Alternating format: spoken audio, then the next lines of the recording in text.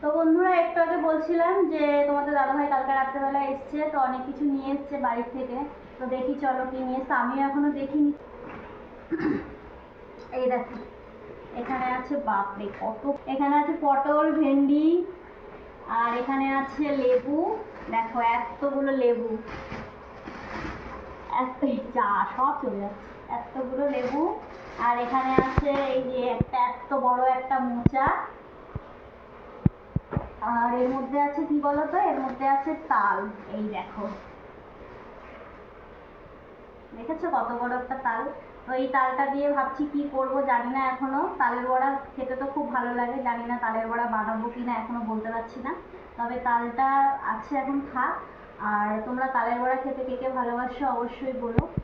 তো চলো, এই হচ্ছে সবজি। তো সব পাঠিয়েছে আমার শাশুড়ি মা গ্রামের বাড়ি থেকে। তো তোমাদের দাদাভাই যখন যায়, আমরা যখন যাই তখন সব দিয়ে দেয় আর কি, ওখান থেকে কিছু সবজি। আশেপাশে জেঠু কাকারা আছে তারাও দিয়ে দেয় সবজি, তো সেগুলো নিয়ে এসছে। তো চলো এখন রান্নাবান্না জোগাড় করি। তো আজকেও রান্না করবো আমি মোচা, যেহেতু কালকে সোমবার নিরামিষ খাবার, কিছু চিংড়ি মাছ আছে ফ্রিজে। তো আজকে মোচাটা আমি রান্না করব।